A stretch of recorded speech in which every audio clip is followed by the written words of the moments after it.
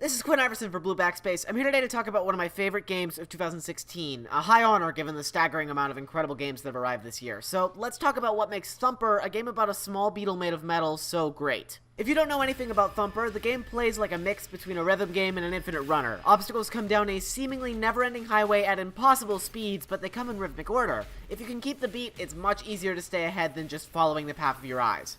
Of course, the game is a lot harder than that description entails. Thumper's difficulty curve is steeper than Mount Kilimanjaro, but it's a lot more forgiving. The game requires you to finish tough patterns, but it never gives up on you. You actually have infinite retries on every level, so there's no reason for you to give up. The game is also wonderfully responsive. When you die in Thumper, it always feels like it's your fault. The first thing that sets Thumper apart from other games in the genre besides its difficulty is the impeccable feeling that the player gets when interacting with the game. The sound effects in Thumper are satisfying, rhythmic, and completely primal, and when added to the rumble and visual effects of hitting notes, hitting a full pattern in Thumper's mid to late game makes me feel stronger than the whole.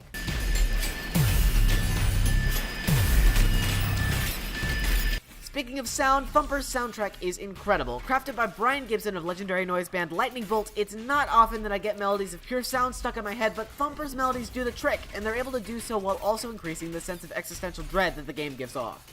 The song's time signature for each level also matches with the level number, an outstanding feat when you realize that I'm currently playing through level 615.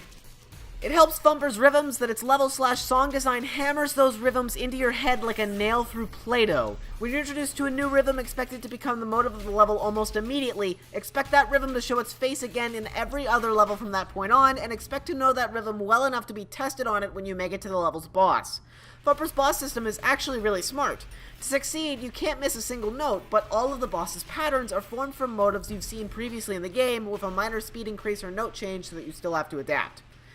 Since the boss's patterns are comprised solely of stuff you've seen before, you have no reason to make a mistake. When you hit a boss and it explodes into a collection of polygons, you not only feel as though you've mastered this one boss's patterns, you truly feel that you've succeeded at everything that came prior, and you're ready to move on. Of course, no video game is without its faults. The backgrounds in Thumper never change, leading to a Splatoon-like visual sense of progression, which is to say, no sense of progression. Thumper is also almost certainly not for everyone. As a seasoned player of rhythm games, Thumper came relatively easily to me, but for those who aren't, Thumper may feel more akin to a punch to the face than a video game.